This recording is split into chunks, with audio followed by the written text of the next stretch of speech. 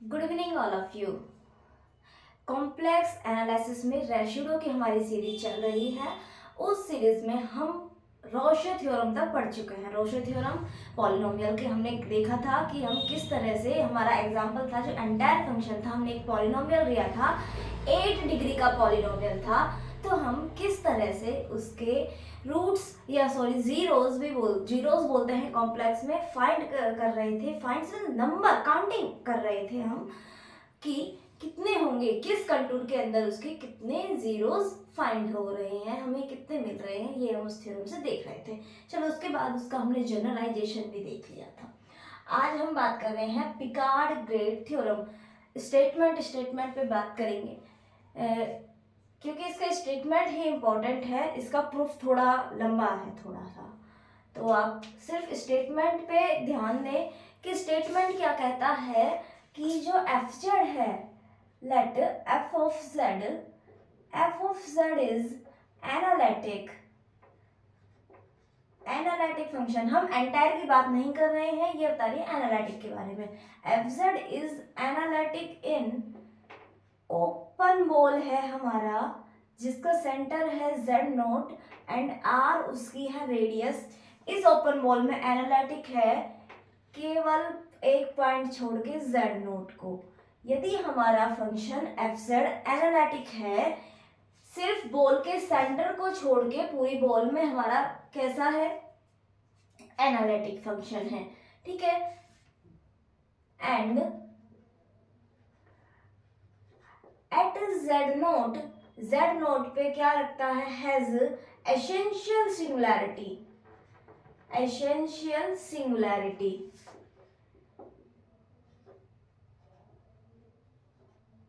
अब ये सिंगुलैरिटी बताओ, आइसोलेटेड होगी या नॉन आइसोलेटेड होगी, ये आप बताओ। ये सिंगुलैरिटी आइसोलेटेड होगी जेड नोट पे या नॉन आइसोलेटेड? आइसोलेटेड होने वाली है। क्यों?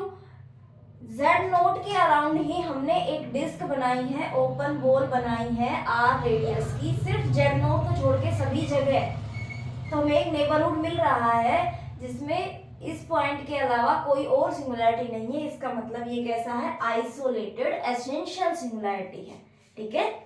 Isolated essential singularity.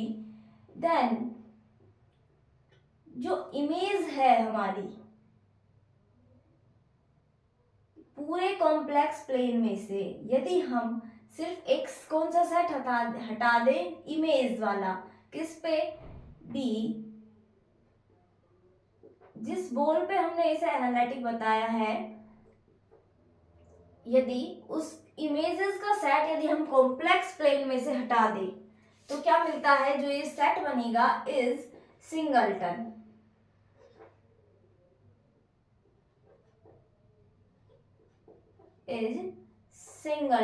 सेट। कहने का मतलब क्या है, एफ जेड पे कंडीशन है वो किसी बॉल के सिर्फ सेंटर को छोड़ के सभी पे कैसा है, एनालिटिक है। सेंटर पे सिंगुलैरिटी है वो एसेंशियल, आइसोलेटेड एसेंशियल सिंगुलैरिटी है। तो इस बॉल पे यदि हम इस बॉल को बी नाम दे रहे हैं, इसकी हम पंचर्ड बॉल है ये, जेड नोट हमने हटाया तो मान लिया बी नोट यदि उसे नाम दे। यदि इस बी नोट की यदि हम इमेज निकाले कॉम्प्लेक्स प्लेन में, तो पूरे कॉम्प्लेक्स प्लेन में से सिर्फ एक पॉइंट छोड़ेगी, पूरी सभी इसकी इमेज में पूरा कॉम्प्लेक्स प्लेन आ जाएगा सिवाय एक एलिमेंट के, केवल सिंगलटन एलिमेंट होगा। इसीलिए बोला है कि इसका जो इमेज सेट है इस बॉल का, उसे हम सी में से यदि हटाएं तो केवल सिंगलटन सेट मिलता है, ठीक है। तो ये हमारा ये स्टेटमेंट कह रहा है पिकार्ड्स ग्रेड थ्योरम का। आगे चलते हैं, पिकार्ड्स की एक और थ्योरम है Picard's little theorem. Picard's little तो आपने पढ़ी है, Picard's little theorem. Picard's little theorem क्या पढ़ी थी, कोई भी एंटायर फंक्शन अपनी रेंज में से एटमोस्ट 1 पॉइंट ओमिट कर सकता है।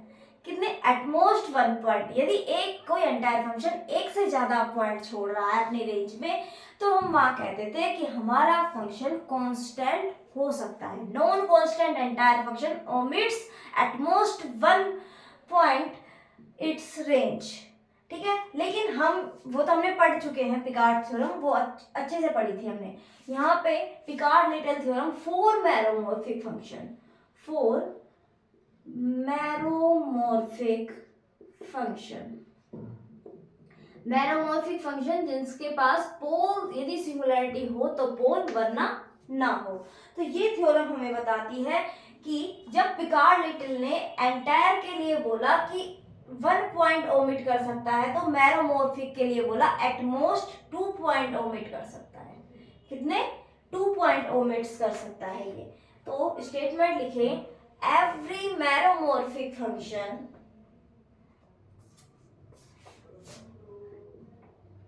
every meromorphic function,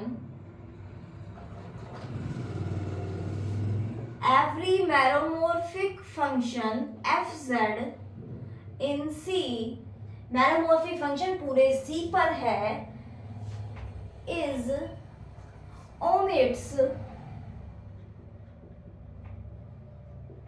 at most 2 points in its range, अपनी रेंज में से मैक्सिमम 2 पॉइंट छोड़ सकता है। या हम कह सकते हैं एवरी मैरोमॉर्फिक फंक्शन, यदि कोई मैरोमॉर्फिक फंक्शन है, एफजेड कैसा है? Meromorphic, meromorphic on C and omits 3 or more points, and omits 3 और मोर पॉइंट्स, 3 या 3 से ज्यादा पॉइंट छोड़ते हैं, तो हम इंप्लाइज करेंगे कि ये जो मैरोमॉर्फिक फंक्शन है, ये जो हमारा एफजेड है, ये कैसा है? कांस्टेंट फंक्शन है, कांस्टेंट फंक्शन हो जाएगा। ये कहती है हमारी Picard little theorem for meromorphic function, ठीक है। एंटायर फंक्शन के लिए जनरल जो बोला उसमें 1 पॉइंट, लेकिन मैरोमॉर्फिक के लिए 1 पॉइंट की और बोला गया है कि 2 पॉइंट्स ये छोड़ सकता है। यदि 3 या 3 से ज्यादा छोड़ता है तो फिर हम इसे कांस्टेंट बोलेंगे, जैसे वहां पे 2 छोड़ते ही हम बोल देते थे कांस्टेंट है। हमने एग्जांपल भी किए थे उसके। तो ये हमारी थ्योरम हो गई। अब हम कुछ कंक्लूजन्स पे बात करते हैं जो अभी तक हमने देखे हैं किसी फंक्शन को आइडेंटिफाई करने में। इसके एग्जाम्पल भी मैं इन कंक्लूजन्स के साथ ही लिखा दूंगी, वो पिकार्ड्स एसम्पशंस में काउंट किए जाते हैं, ठीक है। तो करते हैं।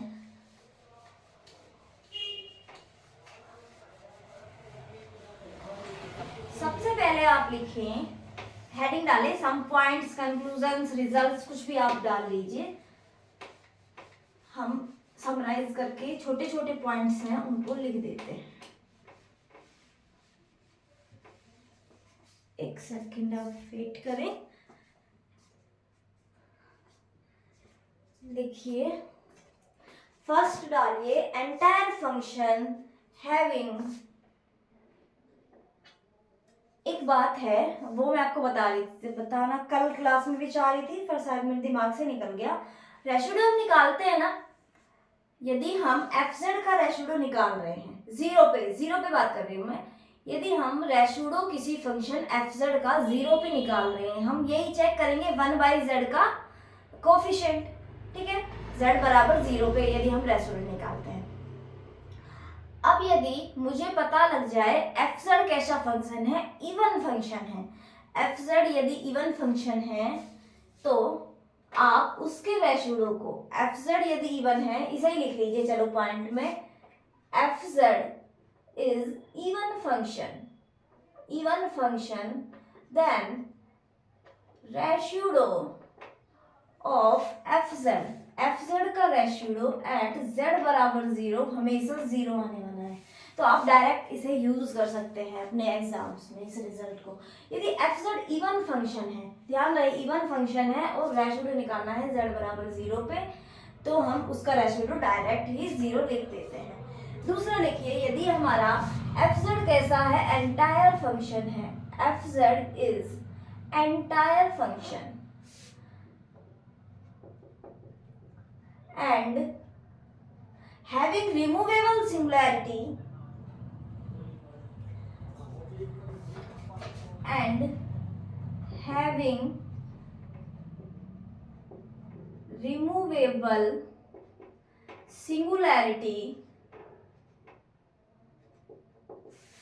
at z बराबर इंफिनिटी। z बराबर इंफिनिटी पे रिमूवेबल सिंगुलैरिटी है, या फिर एट z बराबर इंफिनिटी इज एनालिटिक या एंटायर, जो भी। देखो फाइनाइट कॉम्प्लेक्स प्लेन में तो हमारा एंटायर है, मतलब सी पे तो वो एंटायर है ही, ठीक है। इसके अलावा एक इन्फिनिटी पॉइंट बचा, इन्फिनिटी पे या तो इन्फिनिटी पे भी प्रॉब्लम ना हो उस फंक्शन को, या फिर कैसी हो जाए रिमूवेबल सिंगुलैरिटी।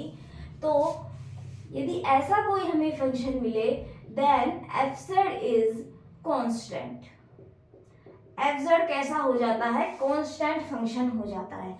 यानी किसी एंटायर फंक्शन के पास यदि इन्फिनिटी पे भी कोई सिंगुलैरिटी नहीं है ना, या रिमूवेबल सिंगुलैरिटी है या कोई सिंगुलैरिटी नहीं है, तो वो फंक्शन हमारा कांस्टेंट फंक्शन हो जाता है। ऐसे देख सकते हैं, शायद ये पहले हमने देखा नहीं है। fz जब एंटायर है तो बाय टेलर्स थ्योरम हम उसे इस तरह लिख सकते हैं, a0 plus a1z plus a2z square plus dot dot dot mode z less than infinity.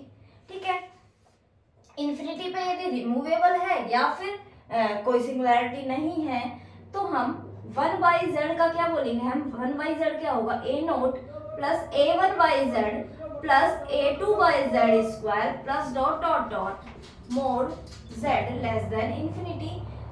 अब यदि fz के पास रिमूवेबल या फिर कोई सिंगुलैरिटी नहीं है इंफिनिटी पे, तो f1/z का वो बिहेवियर कहाँ होगा, z बराबर 0 पे वो या तो रिमूवेबल रखेगा या फिर एनालिटिक होगा, z बराबर 0 पे, है ना।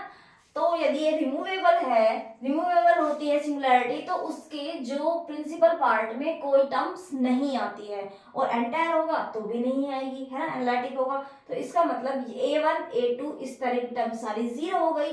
तो f1/z क्या आ गया, हमारा a0 आ गया। तो हम fz क्या हो गया, हमारा a0 यानी कि कांस्टेंट फंक्शन आ गया।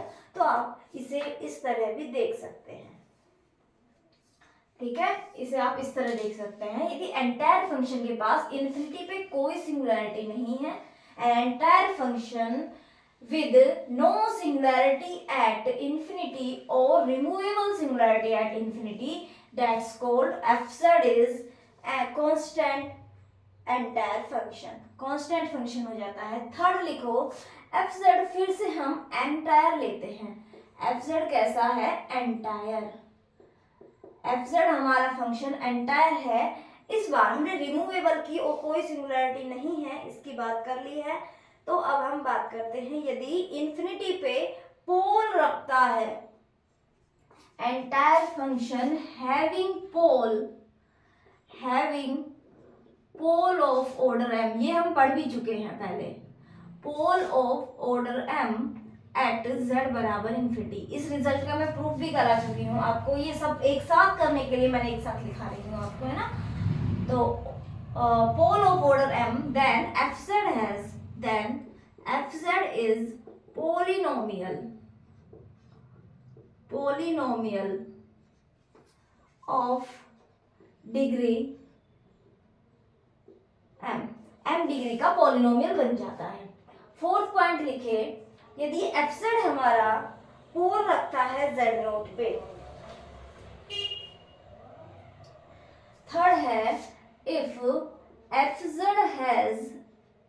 fz has pole of order m, pole at z बराबर z0। यदि किसी z0 कोई फाइनाइट पॉइंट है, इस पे पोल रख रहा है, देन यदि हम e⁻fz नया फंक्शन कंस्ट्रक्ट करते हैं तो हैज एसेंशियल सिंगुलैरिटी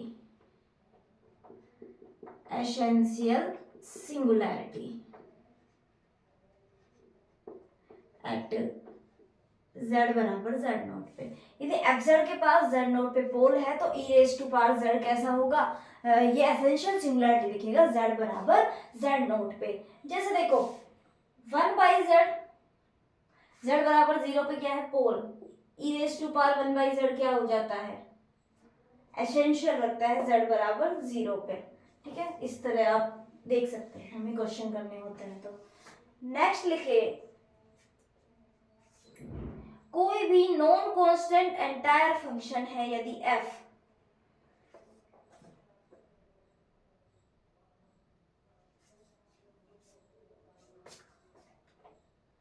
फिफ्थ है, if fz is non-constant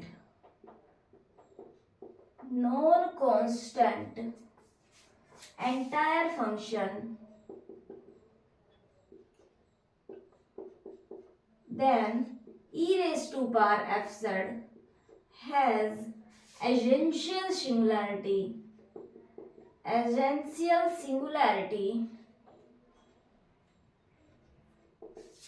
at z बराबर इंफिनिटी। ये रिजल्ट कैसे प्रूफ होगा, ये हम ऑब्जर्व तो कर सके हैं पहले भी। नॉन कांस्टेंट है, कांस्टेंट हमारा नहीं है, एंटायर है, इसका मतलब इंफिनिटी पे या तो रिमूवेबल और नो सिंगुलैरिटी वाली कंडीशन तो है नहीं।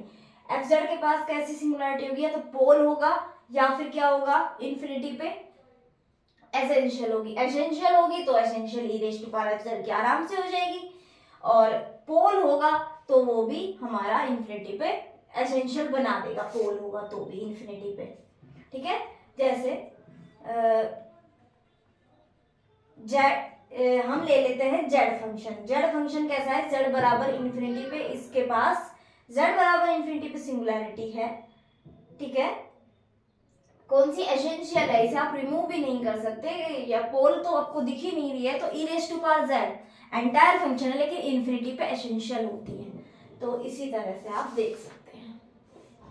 6 पॉइंट लिखें, तो ये जो हमने 5 पॉइंट लिखे हैं ये आपको ध्यान में रखने हैं, याद होने चाहिए आपके टिप्स पे। ठीक है, अगला पॉइंट लिखे,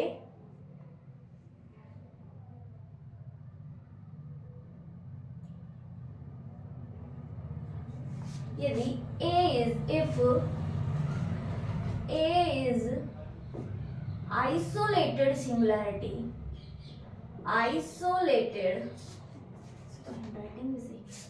isolated singularity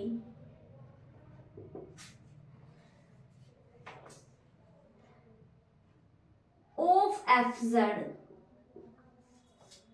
not removable, removable को छोड़ के कोई सी भी एफ जेड की आइसोलेटेड सिंगुलैरिटी, या तो आइसोलेटेड एसेंशियल है या फिर पोल है। पोल भी कौन सा है, पोल में आइसोलेटेड ही होते हैं ना, तो आइसोलेटेड सिंगुलैरिटी है, देन z बराबर a is essential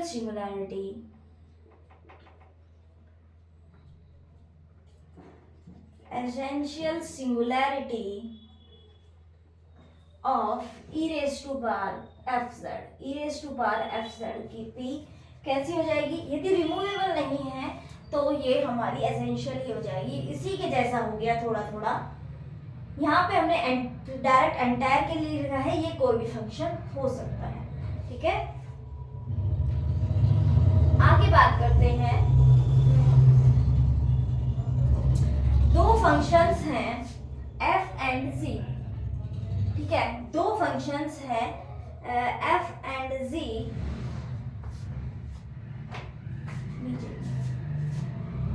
if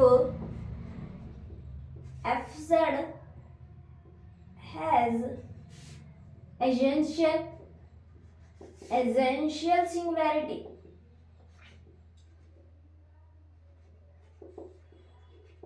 at z बराबर a and zz has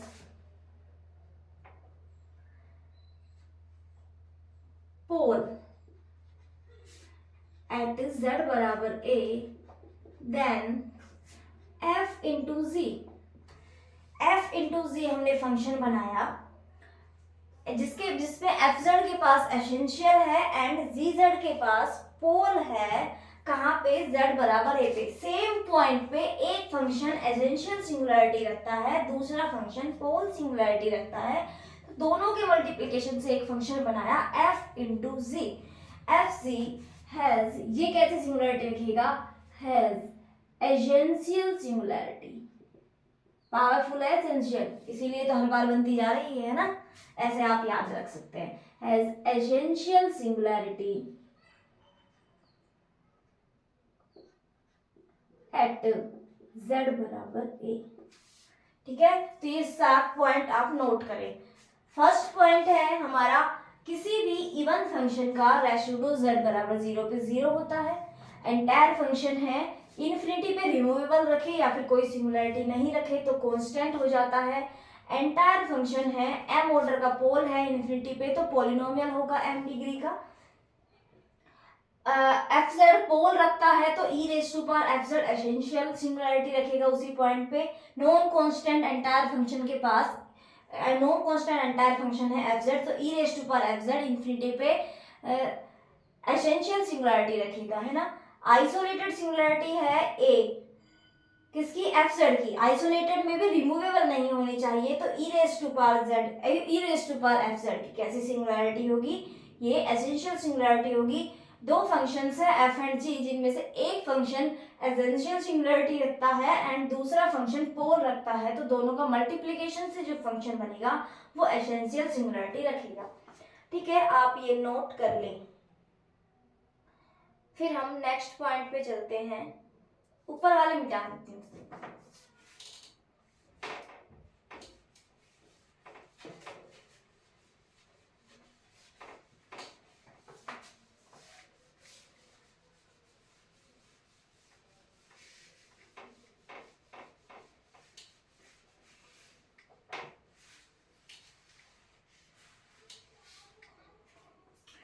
8th point लिखिए, F Z has essential singularity at Z naught. 8th point, let F Z has essential singularity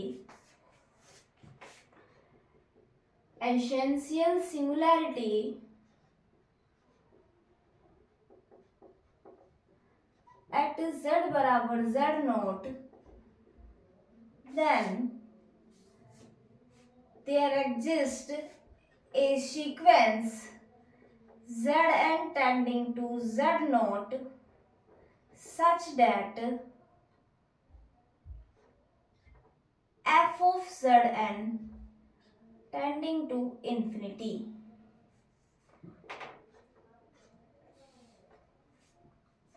इस तरह हमें एक sequence मिलती है, या आप इस तरह देख सकते हैं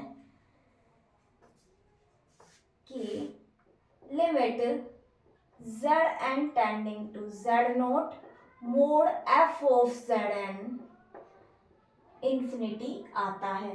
ठीक है, एक ऐसी सीक्वेंस हमें मिल जाती है। तो एसेंशियल सिंगुलरिटी के लिए ये कंडीशन आप याद रखेंगे। यदि एफ जेड कैसा है, ट्रांसकेंडेंटल फंक्शन है, ट्रांसकेंडेंटल एंटायर फंक्शन है, if F Z is ट्रांसकेंडेंटल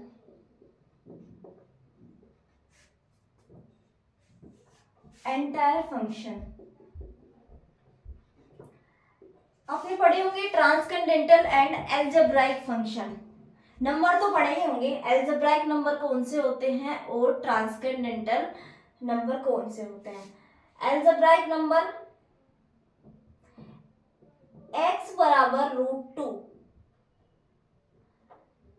x square बराबर 2, एक्स स्क्वायर माइनस 2 बराबर 0, ऐसे नंबर्स जिनके लिए हमें एक मोनिक, जो किसी मोनिक पॉलिनोमियल के रूट बन जाते हैं, किसी मोनिक पॉलिनोमियल के रूट बन जाते हैं, एल्जेब्राइक नंबर कहलाते हैं, है ना। जितने भी रेशनल नंबर होते हैं, रेशनल्स होते हैं, ये एल्जेब्राइक नंबर होते हैं। इरेशनल्स होते हैं, इरेशनल में देखो जैसे √2 है, ये कैसा है, एल्जेब्राइक। पाई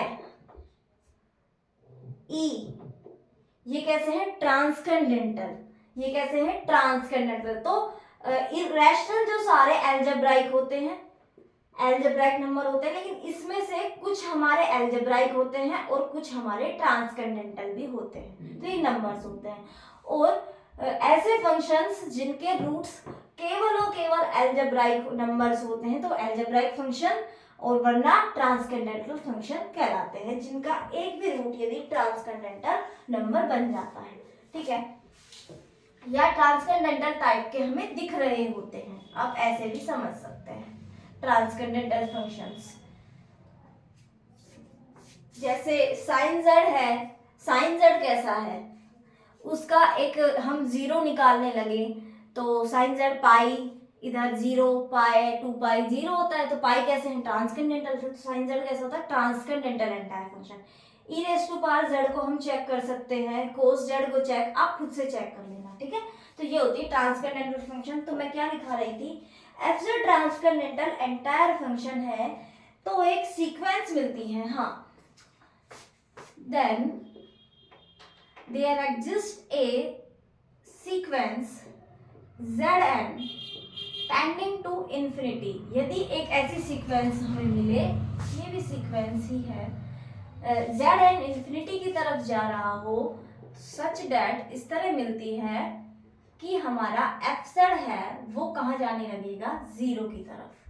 fz कहाँ जाने लगता है, जीरो की तरफ जाने लगता है, ठीक है। एफ जेड नहीं एफ जेड एन, एक सीक्वेंस जरूर मिलेगी। जैसे साइन जेड, मैंने बताया साइन जेड कैसा है ट्रांसकेंडेंटल फंक्शन है, इसकी आप इन्फिनिटी पे आपकी कोई एक सीक्वेंस ले जो इन्फिनिटी पे जा रही है, आप ले लीजिए एन पाई, इन्फिनिटी पे जा रही है ये सीक्वेंस, लेकिन हम इसमें लगाएंगे साइन एन पाई, ये कहाँ जा रहा है जीरो पे, तो एक सीक्वेंस मिली हमें एन पाई, ये ट्रांसकेंडेंटल फंक्शन है, एक सीक्वेंस हमें मिल गई जो हमें एफ जेड को हमारे को जीरो पे ले जा रही है। तो ये बात इस तरह से आप देख सकते हैं, ठीक है।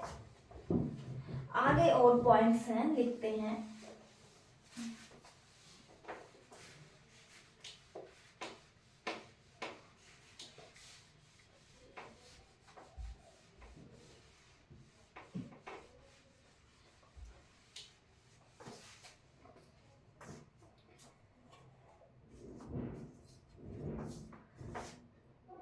Number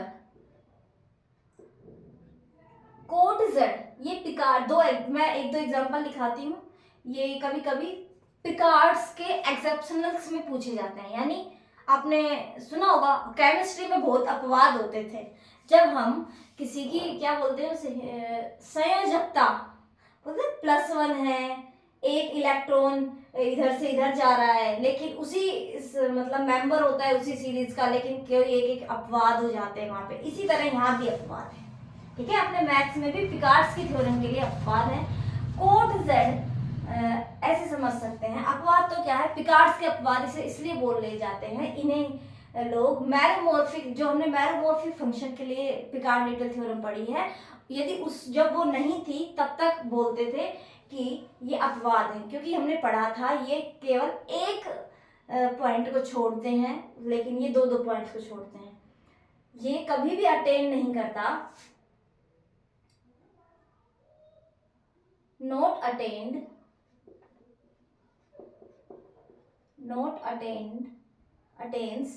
plus minus iota.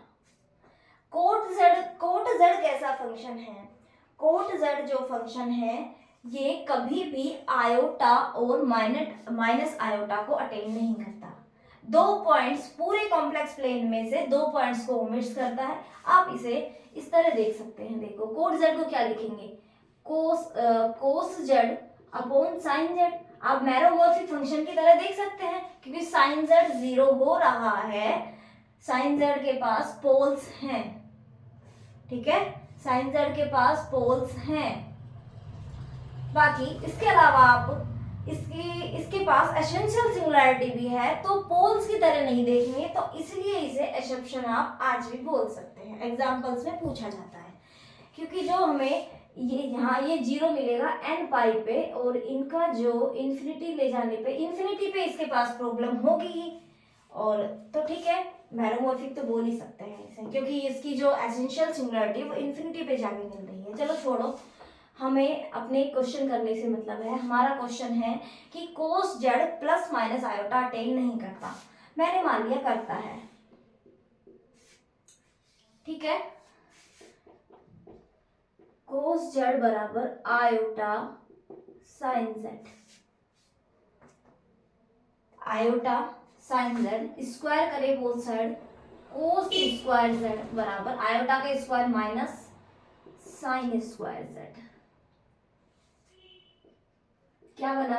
कोस square Z plus sine square Z बराबर 0। यदि कोट जेड आयोटा को अटेन करता है तो cos square Z plus sine square Z की वैल्यू 0 आनी चाहिए। ये पॉसिबल है? Not possible. क्यों पॉसिबल नहीं है? क्योंकि कोस square Z plus sine square Z की वैल्यू तो 1 होती है, ये हम जानते हैं, ठीक है। इसकी वैल्यू क्योंकि 1 के 1 के बराबर होती है, ये हम पहले देख चुके हैं। आइडेंटिटी थ्योरम में हमने ये प्रूफ भी किया था। बाय आइडेंटिटी थ्योरम भी हमने प्रूफ किया था, और आप इस तरह भी प्रूफ कर सकते हैं। जेड हम लिखते हैं ना, जेड बराबर ई पे पावर लेके या फिर ई पे पावर आयोटा, आयोटा जेड को हम लिखते हैं कोस Z plus iota sine Z. फिर ई पे पावर माइनस आयोटा जेड को आप लिखेंगे कोस Z minus iota sine Z. यहाँ से कोस और साइन की वैल्यू इन दोनों में आएगी, फिर हम ई पे power iota Z and minus iota Z, फिर आप दोनों का स्क्वायर करके ऐड करेंगे तो आपको 1 मिलेगा, ठीक है। आप इस तरह देख सकते हैं। तो एक और पॉइंट है, e raise to power iota Z upon cos Z. Example है यही, e raise to power iota Z upon cos Z. ये कभी भी 0 और 2 के इक्वल नहीं हो सकता। 0 तो क्यों नहीं हो सकता? ई पे पावर आयोटा जेड कभी, इसका 0 होने के लिए ई पे पावर आयोटा जेड को 0 होना पड़ेगा, जो कभी 0 होता नहीं है, ठीक है। 2 भी ये नहीं हो सकता। आप 2 के बराबर वैल्यू रख के देखें, e raise to power iota Z by cos Z को 2 के बराबर रखें, तो आप किस तरह करेंगे? आप इस तरह कर सकते हैं, 2 के बराबर है ई पे पावर आयोटा जेड बराबर 2 कोस जेड, 2 कोस जेड, 2 कोस जेड को अभी जो फॉर्मूला लिखा था वहां से आप लिख सकते हैं ई पे पावर आयोटा जेड प्लस ई पे पावर आयोटा जेड। एक कैंसिल हो गया और हमारे पास आ गया ई पे पावर आयोटा जेड बराबर 0। ये भी कैसा है? नॉट पॉसिबल, ये पॉसिबल नहीं है। तो इसलिए हम कह सकते हैं कि ये पिकार्ड्स के एक्सेप्शनल्स हैं कुछ, ठीक है। इसके बाद हम कुछ थ्योरम्स पे बात करेंगे। एक दो रिजल्ट्स और हैं, इसी में हम लिखते जाते हैं, यही लिख लीजिए।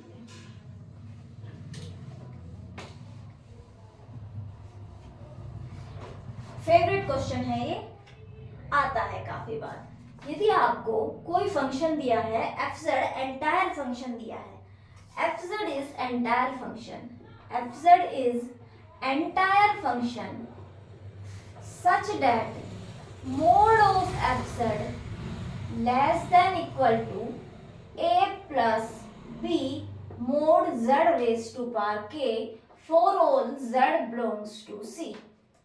मुझे फंक्शन ऐसा दिया जाए, एंटायर फंक्शन है, उसका मॉडुलस है वो a plus B mod z raise to power k से इस तरह छोटा दिया जाए, z कहाँ बिलोंग कर रहा है? पूरे c में बिलोंग कर रहा है, तो जो हमारा एफजेड होता है वो एटमोस्ट के डिग्री का पॉलिनोमियल हो जाता है।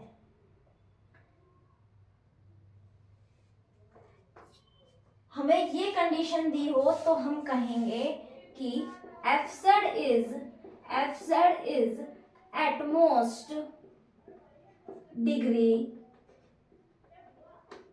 के पॉलिनोमियल।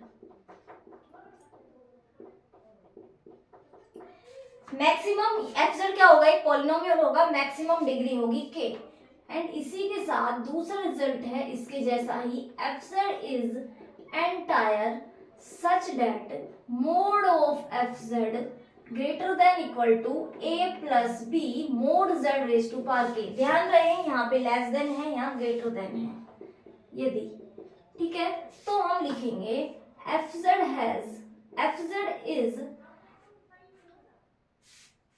polynomial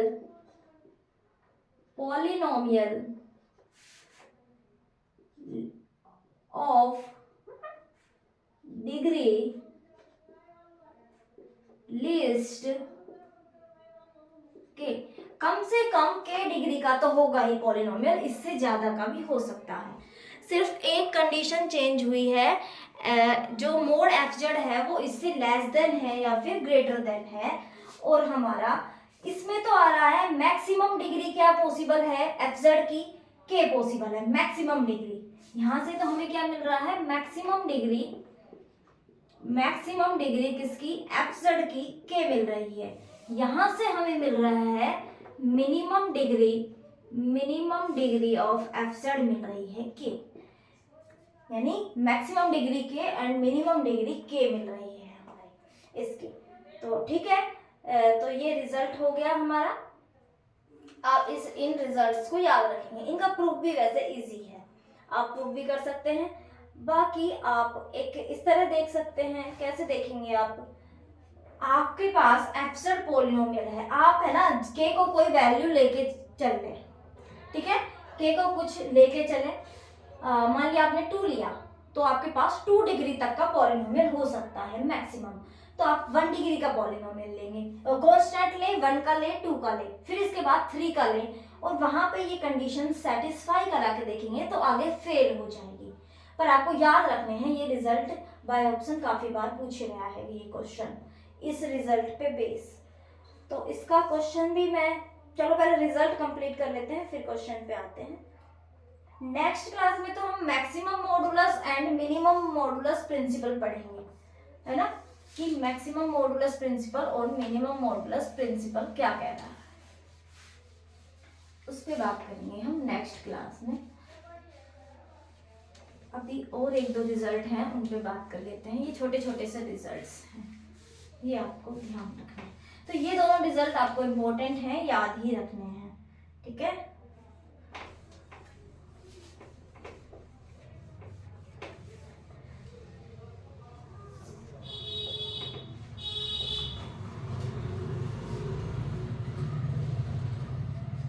तो नेक्स्ट रिजल्ट लिखे, F and G entire function, कितना पॉइंट था, 14 था, F of Z and G of Z are entire function. कैसे है, एंटायर फंक्शन है such that mode of real part of fz is less than k into mode of real part of gz। यदि इस तरह से मेरे पास 2 entire functions हैं कि fz के रियल पार्ट का मोड gz के रियल पार्ट के मोड के k गुना से भी कम या उसके बराबर है, तो हम fz और gz में एक रिलेशन एस्टेब्लिश करते हैं और हम कहते हैं fz बराबर a plus k gz। a क्या है, k तो यही वाला कांस्टेंट है, एंड a क्या है, a इज कांस्टेंट है, कोई a कैसा है,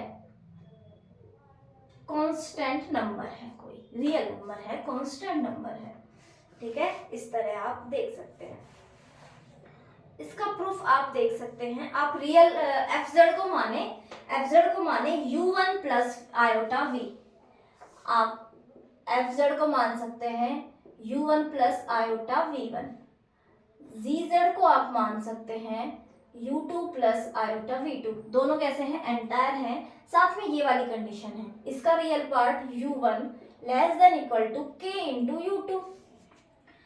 ये बात हो गई हमारी। तो हम क्या कर सकते हैं, हम यहां से लिखेंगे u माइनस के u2, ये क्या है, लेस देन इक्वल टू 0। इसका मतलब real part of F Z plus K G Z, F Z plus K G Z less than equal to 0,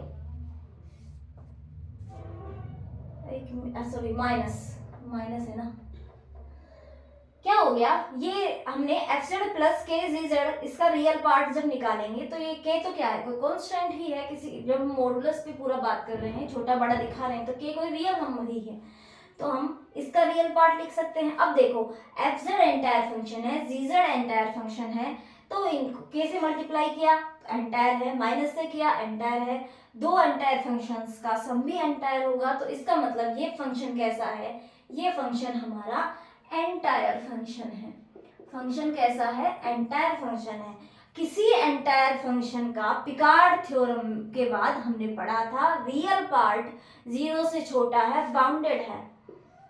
कोई फंक्शन है उसका जो रियल पार्ट है वो 0 से छोटा है, ये वाले सारे पॉइंट को छोड़ रहा है फंक्शन, हमारी यही वैल्यू अटेन कर रहा है रियल पार्ट में, ये वाली वैल्यू है नहीं, एक से ज्यादा क्या अनकाउंटेबल मैनी पॉइंट इसने छोड़ दिए, तो इसका मतलब हमारा ये फंक्शन हो गया एफ जेड माइनस के जी जेड, जो फंक्शन है ये कैसा फंक्शन हो गया, कांस्टेंट फंक्शन हो गया। कांस्टेंट फंक्शन जिसे हमने ए मान लिया, ए कोई कांस्टेंट है, तो हम यहां से लिखेंगे एफ जेड बराबर ए इंटू के जी ऑफ जेड। ठीक है, इस तरह आप इसे देख भी सकते हैं। तो ए कोई कांस्टेंट कौन सा है, जो हम ये फंक्शन मानते हैं वो हमारा ये कांस्टेंट है। चलो एग्जांपल्स पे बात कर लेते हैं। तो इसे आप नोट कर लें, इंपॉर्टेंट रिजल्ट है ना, रिजल्ट हमारा इंपॉर्टेंट है।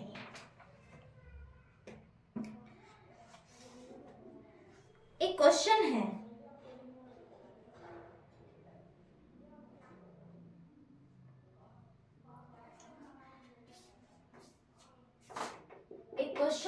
हमें एफ जेड दिया है कैसा, एंटायर, एफ जेड दिया है एंटायर फंक्शन है, साथ में हमें दी है limit F Z by Z की क्या आ रही है, 0। Limit F Z by Z की 0 आ रही है, Z tending to infinity, z tending to infinity. तो हमसे पूछा है, हमें कंक्लूड करना है कि एफ जेड नो एंटायर जो फंक्शन है वो कांस्टेंट है या नॉन कांस्टेंट है। तो आप करें एक बार के लिए, एक बार आप करें इस फंक्शन को, क्या एज्यूम कर सकते हैं, एंटायर तो हमें गिवन है, आप यहां से इस तरह कर सकते हैं,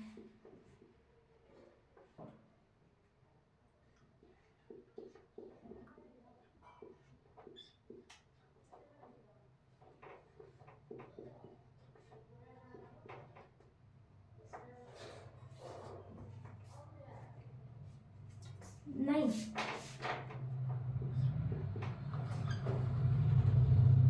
हमने z को 1/z से रिप्लेस किया, z की लिमिट 0 लगा दी, तो इसे अब हम ऊपर ले जा सकते हैं। इसका मतलब क्या हुआ, जो हमारा फंक्शन है f1/z, ये क्या रखता है, z 0 है तो इस पे क्या रख रहा है, ये कौन सी सिंगुलैरिटी हो गई, सिंगुलैरिटी में हमने पढ़ा है, कैसी सिंगुलैरिटी, रिमूवेबल सिंगुलैरिटी रखता है,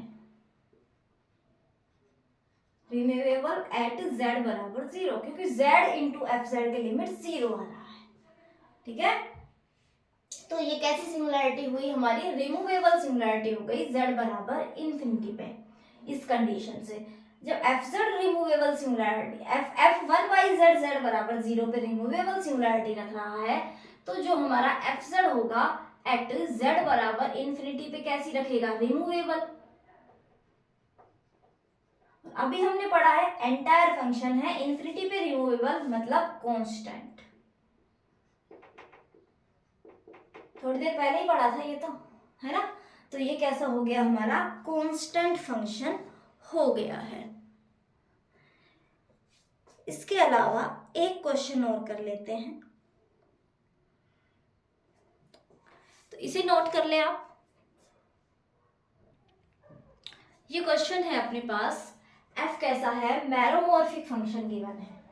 f कैसा गिवन है, मैरोमॉर्फिक फंक्शन है, लेकिन जब जब जहां जहां जिन पॉइंट्स पे ये होलोमॉर्फिक मतलब पूरा एंटायर से मतलब मैरोमॉर्फिक तो है, लेकिन जिन होलोमॉर्फिक बोलने का मतलब ये हो गया कि उन पॉइंट्स को छोड़ के जहाँ पे इसके पास पोल है, ये वाली कंडीशंस को सेटिस्फाई करता है। Mod F Z greater than equal to mod F Z, तो mod F of Z greater than equal to mod of Z, आप लिख सकते हैं mod F Z by Z greater than equal to 1। इसका मतलब ये जो फंक्शन है, इस ये वाला जो F Z by Z function है, इसकी वैल्यू सिर्फ यहाँ होगी। अभी हमने पिकार्ड-लिटिल थ्योरम पढ़ी है। पिकार्ड-लिटिल थ्योरम में वो मैरोमॉर्फिक फंक्शन, क्योंकि एफ जेड मैरोमॉर्फिक है, तो ये क्या हो गया, अनकाउंटेबली मैनी पॉइंट छोड़ दिए, मैक्सिमम 2 छोड़ सकता है, होलोमॉर्फिक मैक्सिमम 1 छोड़ सकता है। यदि हम ये वाली कंडीशन का यूज, इस कंडीशन का कब यूज कर रहे हैं, होलोमॉर्फिक, तो मैक्सिमम 1 पॉइंट छोड़ सकते हैं, ये तो अनकाउंटेबल छोड़ रहा है। तो इसका मतलब एफ जेड बाई जेड कैसा हो गया, कोई कांस्टेंट, है ना, कैसा हो गया, कांस्टेंट हो गया। जब ये ए के बराबर है तो हम क्या कह सकते हैं, ये हमने क्या लिया है, कांस्टेंट है, ये हमने लेट माना कांस्टेंट हो गया ये फंक्शन। तो एफ जेड क्या हो गया, ए जेड, एफ जेड क्या हो गया, ए जेड। अब पहले कह रहा है नो सच एफ एग्जिस्ट, गलत, यूनिक एफ एग्जिस्ट। यूनिक पे बात करते हैं पहले हम, हाँ इसकी बात करते हैं। एफ कैसा है, इसने बोला एंटायर है, यूनिक एफ एग्जिस्ट करता है, और इसकी बात और करते हैं mod F greater than equal to 1। देखो इसका मोड इसके मोड के बराबर है, इसका मोड क्या है, ग्रेटर देन इक्वल टू 1 है, तो इसका मोड भी ग्रेटर देन इक्वल टू 1 हो जाएगा यहां से, ठीक है।